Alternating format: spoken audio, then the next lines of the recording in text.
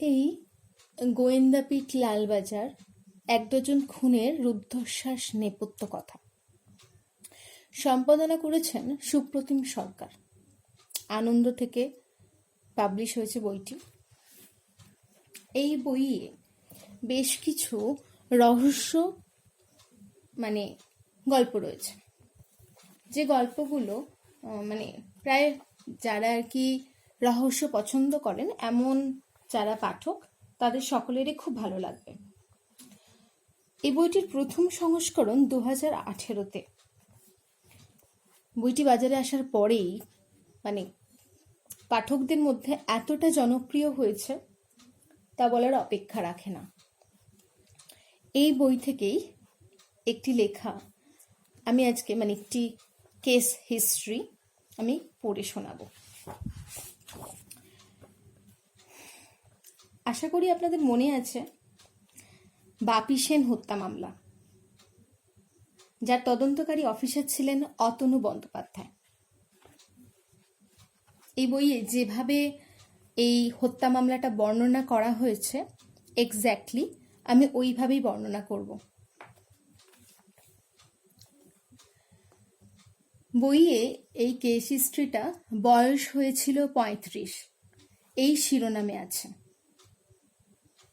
मेरे सपनों की रानी कब आएगी तू, आई रुत मस्तानी कब आएगी तू, बीती जाए जिंदगानी कब आएगी तू, चलिया तू चलिया। শেষ লাইনটা গাওয়া হচ্ছে কোরাসে। ট্যাক্সি থেকে মুখ বার করে এক যুবক তারস্বরে গাইছে, বলা ভালো চেঁচাচ্ছে, আ তু চলিয়া। বিকৃত উল্লাসে গলা মেলাচ্ছে ট্যাক্সির ভিতরের বাকিরা।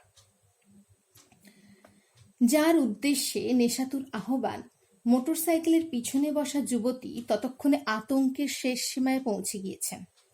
হাত ধরে টানার চেষ্টা করছে ট্যাক্সির জানালা থেকে এক যুবক। অশ্লীল ইঙ্গিত সহ মন্তব্য ছিটকে আসছে, হ্যাপি নিউ ইয়ার ডার্লিং। কোন ক্রমে সামলাচ্ছেন যুবতী। পুরুষ সঙ্গীকে বলছেন, তাড়াতাড়ি চালাও, ভয় করছে ভীষণ। কি করে চালাবেন তাড়াতাড়ি? সম্ভব কখনো? যখন ইচ্ছে মতো গতি বাড়িয়ে কমিয়ে ধাওয়া করছে ট্যাক্সি মিনিট 10 ধরে, সামনে যে রাস্তা ধুধু ফাঁকা নয় এমনটাও তো নয়, ওই মাঝরাতের রাজপথে তখনও গাড়ির জটলা যথেষ্ট। মোটরসাইকেলের গতি কমিয়ে দিলে ট্যাক্সিও কমাচ্ছে, বাড়ালে দ্রুত তাল মিলিয়ে পাশে চলে আসছে। আশপাশে পুলিশের তো কোনো দেখা পাওয়া যাচ্ছে না। যত পুলিশ আজ পার্ক স্ট্রিটে। কি করা যায়, কি করা উচিত? সামনে ওয়েলিংটন স্কোয়ার, হিন্দ সিনেমা। এভাবে অ্যাক্সিডেন্ট হয়ে যাবে যে কোনো মুহূর্তে। বাধ্য হয়ে মোটরসাইকেল থামালেন চালক। হেলমেট খুললেন, ট্যাক্সিও থামলো। নেমে এলো 5 যুবক, সবারই বয়স 25 থেকে 30-এর মধ্যে। যুবতী দাঁড়িয়ে জড়সড়। সঙ্গী বললেন, এটা কি হচ্ছে? অসভ্যতা করবেন না প্লিজ। অসভ্যতা ভাবলে তো অসভ্যতা। ততক্ষণে যুবতীকে ঘিরে ফেলেছে 5 জন। সঙ্গী বাধা দিতে এলে বিদ্রুপ এবং ধাক্কা। তুই একাই মস্তি করবি বে? শুরু হয়ে গিয়েছে মহিলার হাত ধরে টানাটানি এবং পাল্লা দিয়ে খিস্তি খেউ। এমন চলল মিনিট খানেক। পাশ দিয়ে এরপর হুশ করে বেরিয়ে গেল একটা লাল মারুতি। ব্রেক কষল মিটার 50 এগিয়ে। সিনেমায় যেমন হয়, দরজা খুলে বেরিয়ে এলেন এক দীর্ঘদেহী সুঠাম চেহারার যুবক। ছুটলেন পিছনে, যেখানে তখন অভিনীত হচ্ছে এক অসহায় যুবতীর অসম্মানিত হওয়ার চিত্রনাট্য। মহিলাকে আগলে দাঁড়ালেন দীর্ঘদেহী। কি হচ্ছেটা কি? ছাড়ুন ওকে। ক্ষিপ্ত উত্তর আসে, তুই কে শালা ফোপর দালালি করার? পাতলা হয়ে যা চটপট। বর্ষবরণের রাত ছিল সেটা, 31শে ডিসেম্বর 2002। ঘটনা যখন ঘটছে ঘড়ির কাঁটা অবশ্য তখন 1টা পেরিয়ে গিয়েছে। ঘুরে গিয়েছে বছর, 1 জানুয়ারি 2003। ফাস্ট ফরওয়ার্ডে পরের দৃশ্য। 4 দিন পেরিয়ে গিয়েছে ঘটনার। 5ই জানুয়ারি রাত 8টা। হাসপাতাল চত্বর ভিড়ে ঠিক। মিডিয়া তো রয়েইছে এক ঝাঁক। তার চেয়েও ঢের বেশি কলকাতা পুলিশের নানা স্তরের কর্মী আধিকারিকরা, যারা হাসপাতাল প্রাঙ্গণকে ঘরবাড়ি করে ফেলেছেন 1 জানুয়ারির দুপুর থেকে। যতক্ষণ শ্বাস ততক্ষণ আশ, এই আপ্তবাক্যে ভরসা রেখে। ডক্টর আগরওয়াল, প্লিজ ওকে বাঁচান, যেভাবে হোক। We can't afford to lose him. নগরপালের আরতি ছুঁয়ে যায় প্রথিতযশা নিউরোসার্জনকে। আপ্রাণ চেষ্টা করছি আমরা। নিউরোলজিক্যাল স্ট্যাটাস ভেরি পুয়ার, কোমায় চলে গিয়েছে, প্রচুর ইন্টারনাল ইঞ্জুরি, স্কালে মাল্টিপল ফ্র্যাকচার। জানি না কতটা সম্ভব হবে। Finger crossed, trying our best. Phone রেখে দেন doctor Ajay Agarwal, Calcutta medical research institute. এর আইসিইউতে চূড়ান্ত ব্যস্ততা তখন। ক্রমশ আয়ত্তের বাইরে চলে যাচ্ছে পেশেন্ট। যা যা করা সম্ভব করছেন ডাক্তাররা। হাসপাতালে ভর্তি হওয়া স্তক, রোগীর জ্ঞান ফেরেনি। ফেরার দূরতম সম্ভাবনাও ক্ষীণ হয়ে আসছে ক্রমশ। প্রহর গোনা এরকম শুরুই হয়ে গিয়েছিল অবশ্যম্ভাবী পরিণতির। সার্জেন্ট বাপি সেন হত্যা মামলা, বউবাজার থানা, কেস নাম্বার 1/2003, তারিখ জানুয়ারির 1, ধারা 302, 334, 354 আইপিসি। খুনের উদ্দেশ্যে একাধিকের সম্মিলিত পরিকল্পনা, শ্লীলতাহানির উদ্দেশ্যে মহিলার উপর বল প্রয়োগ। এ মামলায় সে অর্থে রহস্যভেদের রোমাঞ্চ নেই। নেই একাধিক সন্দেহভাজনের মধ্য থেকে অপরাধীকে চিহ্নিত করে মগজাস্ত্রের কুশলী প্রয়োগ। বাপি সেনের হত্যা তবু আজও কলকাতা পুলিশের ইতিহাসে সবচেয়ে চর্চিত মামলাগুলির অন্যতম। ঠিক কি ঘটেছিল, কিভাবে ঘটেছিল, জল্পনার বিষয় আজও, 15 বছর পরেও। শহর কলকাতাকে সে সময় তোলপাড় করে দেওয়া এই ঘটনায় প্রামাণ্য বিবরণ লিপিবদ্ধ রাখা জরুরি। কেস ডায়েরির খুঁটিনাটি আদালতে বাদী বিবাদীর তর্ক বিতর্ক এবং সর্বোপরি যাবতীয় তথ্য প্রমাণের চুলচেরা বিশ্লেষণের পর বিচারকের রায় ধরা থাকল ঘটনা প্রবাহ, যা ঘটেছিল, যেভাবে ঘটেছিল। বেহালার পর্ণশ্রীর বাসিন্দা নারায়ণচন্দ্র সেন, রেণুকা সেনের 3 পুত্র 3 কন্যা। নারায়ণবাবু পশ্চিমবঙ্গ পুলিশের অবসরপ্রাপ্ত সাব ইন্সপেক্টর। বড় ছেলে জয়দেব থাকেন সপরিবারে বালিগঞ্জ সার্কুলার রোডের MES কোয়ার্টারে। মেজ অনুপ ইন্ডিয়ান ব্যাংকের কর্মী। ছোট ছেলে বাপি 24 বছর বয়সে কলকাতা পুলিশের সার্জেন্ট হিসাবে যোগদান 91-তে। বোনদের মধ্যে জয়শ্রী অবিবাহিতা। বাকি 2 বোন মন্দিরা আর দীপার শ্বশুরবাড়ি যথাক্রমে মহেশতলা এবং পর্ণশ্রীতে। বাপির স্ত্রী সোমা, বিয়ে হয় 92-এর জুনে। বাপি সোমার 2 ছেলে, সোমশুভ্র বড়, ঘটনার সময় বয়স 6, ক্লাস 1। ছোট শঙ্খশুভ্র, হাঁটি হাঁটি পাপা তখন, বয়স সবে 1 পেরিয়েছে, দুধের শিশুর। বাপি ছোটবেলা থেকেই ছিলেন ডাকাবুকো স্বভাবের। বাবাকে আশৈশব দেখেছেন পুলিশের চাকরিতে। স্বপ্ন লালন করতেন ভবিষ্যতে উর্দিধারী হওয়ার। খেলাধুলা তেমন উৎসাহ, ভালো ফুটবল খেলতেন, টেবিল টেনিসও। 2002 সালে ঘটনার সময় টালিগঞ্জ ট্রাফিক গার্ডে কর্মরত ছিলেন। প্রতিবাদী স্বভাবের জন্য পরিচিত ছিলেন চাকরি জীবনের শুরু থেকেই। পার্ক স্ট্রিট এলাকায় এক মহিলার হাড় ছিনতাই করে পালানো দুষ্কৃতীকে অনেকটা ধাওয়া করে হাতে নাতে ধরেছিলেন একবার। কে জানত ওই প্রতিবাদী স্বভাবেরই মাসুল দিতে হবে প্রাণ দিয়ে, মাত্র 35 বছর বয়সে। 31শে ডিসেম্বর 2002 নিউ ইয়ার্স ইভ। কিছু সংক্ষিপ্ত পরিচিত জরুরি ঘটনায় ঢোকার আগে অশোক সেনগুপ্ত, বাড়ি নেতাজি নগরে, পেশায় মেরিন ইঞ্জিনিয়ার, মুম্বাইয়ের একটি বেসরকারি সংস্থায় কর্মরত। নাজিবুল হোসেন মোল্লা, দক্ষিণ কলকাতারই বাসিন্দা, এনিও মেরিন ইঞ্জিনিয়ার। গৌতম মজুমদারেরও একই পেশা, থাকতেন পর্ণশ্রীতে। কানাই কুণ্ডু, কলকাতা পুলিশের কনস্টেবল, বাড়ি বেহালা অঞ্চলেই। উপরে যাদের নাম করলাম অনেক দিনের পরিচিতি পরস্পরের, সকলেই মধ্য 30। বাপিও ছিলেন সেই বন্ধুদলে। পর্ণশ্রী রিক্রিয়েশন ক্লাবের পাশের মাঠটা ছিল সান্ধ্য আড্ডার ঠিকানা। সেদিন বাপির দুপুরে শিফটে ডিউটি ছিল। 8:15 নাগাদ বাড়ি ফিরে হাত মুখ ধুয়ে গেলেন ক্লাবের মাঠে। গৌতম, অশোক, নাজিবুল, কানাই তখন আড্ডা দিচ্ছেন জমিয়ে। কথায় কথায় অশোক বললেন, সঙ্গে গাড়িটা এনেছি, চল পার্ক স্ট্রিট ঘুরে আসি রাতের দিকে। লাল মারুতি WB02F 4992 রওনা দিল পার্ক স্ট্রিটের উদ্দেশ্যে। রাত কত হবে তখন? 9:15। গাড়ি একটু এগোনোর পর বাপি বললেন, তারাতলায় এক বন্ধুর বাড়ি রাত্রে যাব বলে কথা দিয়েছিলাম, একবার না গেলেই নয়। ওখান থেকে পার্ক স্ট্রিট যাওয়া যাবে। বন্ধুর নাম সুব্রত বসু, তারাতলার কাছেই নাবিক গৃহ, মার্চেন্ট নেভির শিক্ষানবিশদের আবাসিক প্রশিক্ষণ সংস্থা। সুব্রতর বাবা সেখানে সুপারিনটেন্ডেন্ট, থাকেন সরকারি কোয়ার্টারে। বাপিরা পৌঁছলেন। যথেষ্ট আদর আপ্যায়ন করে সুব্রতর বাবা মা একরকম বাধ্যই করলেন সবাইকে রাতের খাওয়াটা ওখানেই সারতে। খাওয়া দাওয়ার পর সুব্রত সঙ্গী হলেন বাপি, গৌতম, অশোক, কানাই, নাজিবুলের। গন্তব্য পার্ক স্ট্রিট। বন্ধুদের সঙ্গে বাপি সেনের দ্য লাস্ট রাইড টুগেদার। বছরের শেষ রাতের পার্ক স্ট্রিট যেমন হয়, আলো আর রঙে দাঙ্গা লেগেছে যেন। কানের পর্দা বিদ্রোহ করছে আওয়াজের ধাক্কায়। যতদূর চোখ যায় ফুটপাতে কালো মাথা পিলপিল। গাড়ি ঘোড়াই বা কম যায় কিসে, স্রোত যেন শেষ হওয়ার নয়। সব রাস্তায় কি এখানে এসে মিশেছে? গাড়িটা রাসেল স্ট্রিটের হবি সেন্টারের সামনে পার্ক করেছিলেন অশোক। রাত তখন 12:30 ছাড়িয়েছে। পায়ে হেঁটে চক্কর দেওয়া হয়ে গিয়েছে বেশ কয়েকবার। বন্ধুরা ঠিক করলেন এবার বাড়ি ফেরা যাক। পার্ক স্ট্রিটে তখন পশ্চিমমুখী গাড়ির ভিড় তুঙ্গে। মল্লিক বাজারের দিক থেকে শয়ে শয়ে ঘরমুখী গাড়ির চাপে বাম্পার টু বাম্পার ট্রাফিক। বাপির কলকাতার রাস্তা চেনা হাতের তালুর মতো। বললেন, জওহরলাল নেহেরু রোড ধরলে অনেক দেরি হয়ে যাবে সামান্য রাস্তা পেরোতেই। তার চেয়ে রফি আহমেদ কিদওয়াই রোড ধরে যাওয়াটা ভালো।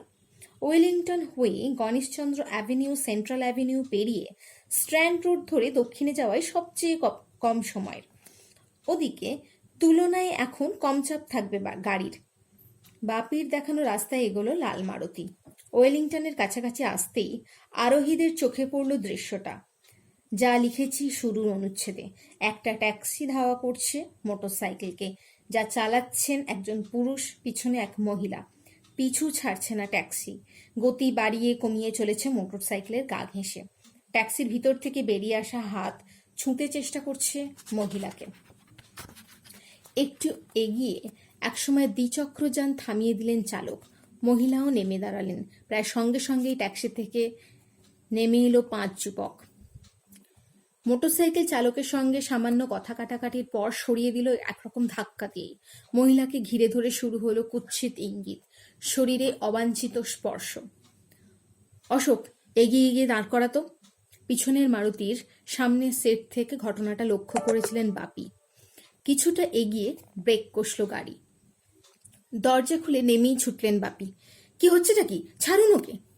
তুই কে শালা, ফোপর দালালি করার? পাতলা হয়ে যা চটপট। এসব হুমকিতে দমে যাওয়ার ছেলে ছিলেন না বাপি। একজনের হাত ধরে ফেললেন।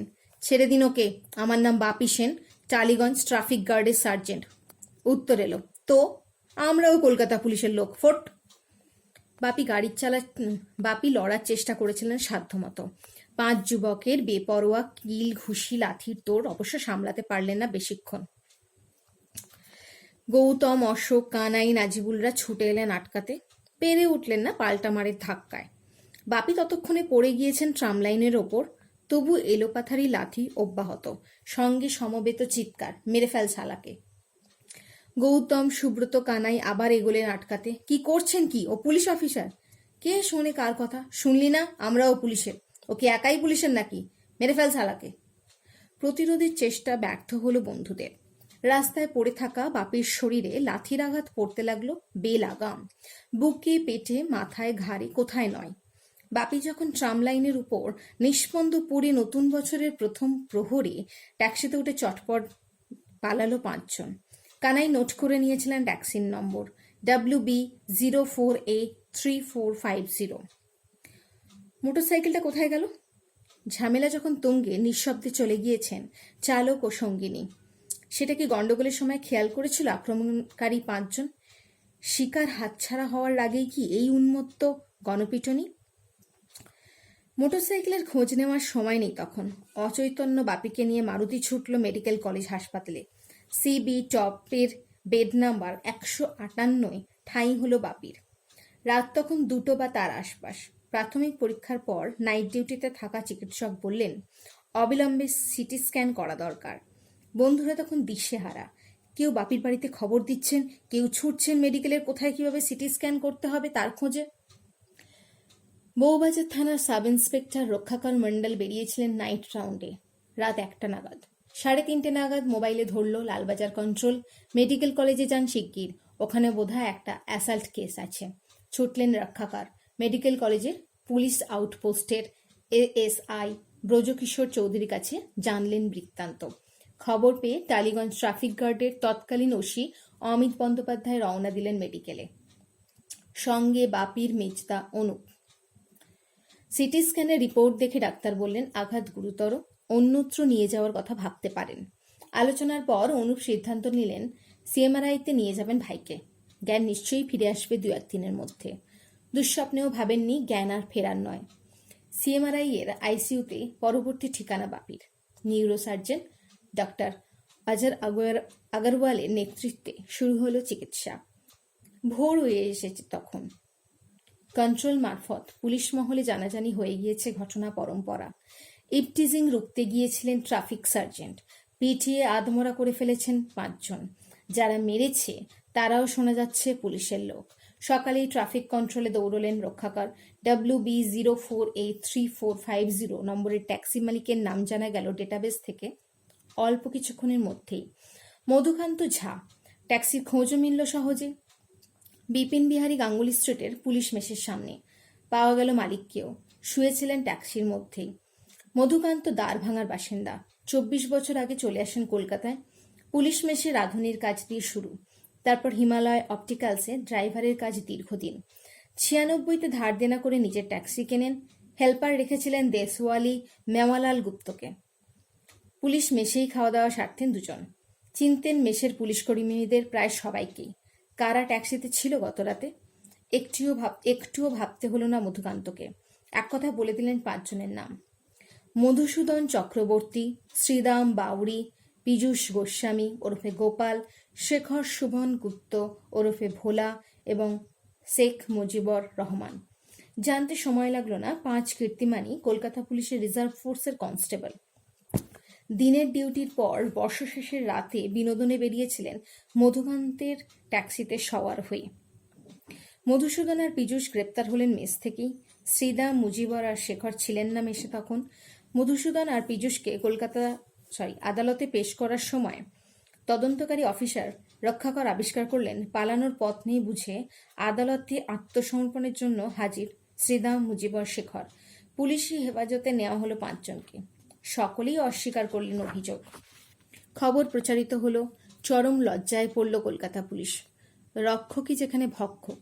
এহেন নৃশংসতায় এক মহিলার মান-ইজ্জত বাঁচাতে মরিয়া লড়তে গিয়ে সতীর্থদের গণপ্রহারেই মৃত্যুশয্যায় পুলিশ অফিসার। মুখ লুকানো দায়, কলঙ্ক ঢাকার জায়গাই বা কোথায়? বাপি তখন সংজ্ঞাহীন আইসিইউতে। জমে মানুষে টানাটানি। লেখা গেল না। টানাটানি তখন হয় যখন উভয়েরই আংশিক জেতার সম্ভাবনা থাকে।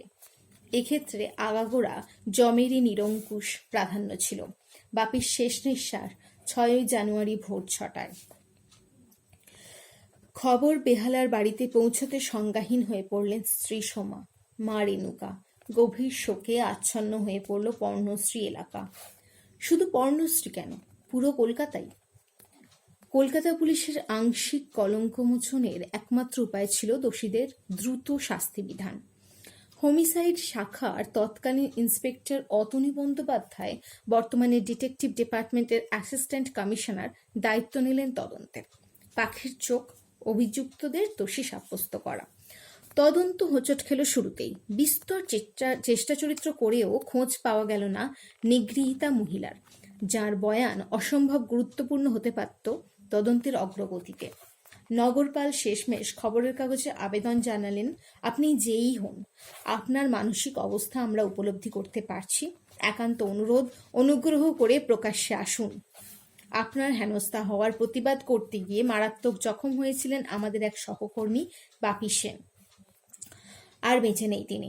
দোষীদের শাস্তিদানে আপনার বয়ান খুবই জরুরি। আপনি সহযোগিতা করলে কৃতজ্ঞ থাকব। আপনার নিরাপত্তার সমস্ত দায়িত্ব কলকাতা পুলিশের। অপেক্ষায় সাড়া মিলল না আবেদনে। তথ্য প্রমাণ একত্রিত করে অতনুবাবু চার্জশিট পেশ করলেন। 10ই মার্চ শুরু হলো বহু বিতর্কিত বিচার পর্ব। অভিযুক্তদের আইনজীবী যুক্তি সাজালেন অনেক, তুলে দেওয়া যাক যুক্তিতক্ক আর গপ্পের নির্যাস। এমন কোনো ঘটনাই ঘটেনি আদৌ। বাপি ওয়েলিংটনের কাছে ট্যাক্সি থামিয়ে নিজেকে সার্জেন্ট বলে পরিচয় দিয়ে লাইসেন্স আর ব্লু বুক দেখতে চান চালকের কাছে। বাপির মুখ থেকে মদের গন্ধ বের হচ্ছিল। চালক লাইসেন্স দেখাতে অস্বীকার করায় বাপি পিছনের দরজা খুলে উঠতে যান। ট্যাক্সি তখন চলতে শুরু করেছে। চলন্ত ট্যাক্সিতে উঠতে না পেরে রাস্তায় ট্রাম লাইনের উপর পড়ে যান বাপি। দাবি, সেই আঘাতেই মৃত্যু, শ্লীলতা হানিটানির কোনো গল্প নেই। ড্রাইভার মধুকান্ত এবং হেল্পার মেওয়ালাল পুলিশি জেরায় যাদের বয়ান হুবহু মিলে গিয়েছিল বাপির বন্ধুদের বিবরণের সঙ্গে, বিরূপ সাক্ষ্য দিলেন আদালতে। সম্পূর্ণ উল্টো কথা বলে বাপির মদ্যপ অবস্থায় পড়ে যাওয়ার তত্ত্ব সমর্থন করলেন। সে রাতে বাপি মদ্যপ ছিলেন প্রমাণ করতে আদালতে পেশ করা হলো মেডিকেল কলেজের আউটডোরের টিকিট, যাতে আঘাতের প্রাথমিক বর্ণনার পাশাপাশি লেখা ছিল 2 pegs of alcohol, যার সূত্র ধরে প্রয়াত বাপির অসংযমী জীবনযাপনের সম্ভাব্য তত্ত্ব বিস্তারে আলোচিত হলো আদালতে। বলা হলো, টেস্ট আইডেন্টিফিকেশন প্যারেডে বাপির বন্ধুরা যে অভিযুক্তদের সরাসরি শনাক্ত করেছিলেন তা প্রমাণ হিসাবে মূল্যহীন। রাত 1:15টার সময় ঘটনাস্থলে এত আলো কোথায় যে মুখ চিনে রাখা যাবে? পুরোটাই গাঁজাখুরি গপ্প, ফাঁসানো হচ্ছে অভিযুক্তদের। দুর্ঘটনার কাল্পনিক তত্ত্ব খণ্ডন করতে সরকারি আইনজীবীর সহায় হলেন তদন্তকারী অফিসার অতনু বন্দ্যোপাধ্যায়ের ঠাস বুনোর চার্জশিট, যা তৈরি হয়েছিল যত্নশীল অধ্যাবসায়। ময়নাতদন্তে জানা গিয়েছিল, আঘাতের তীব্রতায় মাথার খুলিতে একাধিক চির ধরেছিল বাপির। শরীরের বাকি অংশে অগুন্তি আঘাত চিহ্ন তো ছিলই। ডাক্তার স্পষ্ট লিখেছিলেন, মাথায় এবং শরীরের একাধিক আঘাতের কারণেই মৃত্যু, দুর্ঘটনা নয়, খুন। অতনু জানতেন ময়নাতদন্তের রিপোর্ট নিয়ে বিচার পর্বে চাপানুতর অনিবার্য, তাই রিপোর্টের বিষয়ে লিখিত মতামত নিয়েছিলেন ফরেন্সিক মেডিসিনের দিকপাল বিশেষজ্ঞ অধ্যাপক ডক্টর অজয় গুপ্তের। তিনি যখন কলকাতার মেডিকেল কলেজের ফরেন্সিক মেডিসিন বিভাগের প্রধান। অধ্যাপক গুপ্ত পোস্টমর্টেম রিপোর্ট খুঁটিয়ে দেখে সবিস্তার মতামত দিলেন। দ্ব্যর্থহীন ভাষায় জানালেন, আঘাত গাড়ি থেকে পড়ে হয়নি। আরও লিখলেন, বচসা হাতাহাতি দিয়েই সম্ভবত ঘটনার শুরু। কিছু আত্মরক্ষাজনিত ক্ষতচিহ্নও ছিল বাপির শরীরে, কিন্তু মৃতের শরীরের যত্রতত্ত্ব অসংখ্য ক্ষতচিহ্ন জানাচ্ছে খুন করার উদ্দেশ্যেই লাথি, কিল, ঘুষি চলেছিল লাগাম ছাড়া। খুলিতে যে তীব্রতায় আঘাত লেগেছে একাধিক জায়গায়, সেটা শুধু ট্রাম লাইনে পড়ে গিয়ে সম্ভব নয়। ভারী বুট জুতো জাতীয় কিছু দিয়ে মাথায় আঘাত করা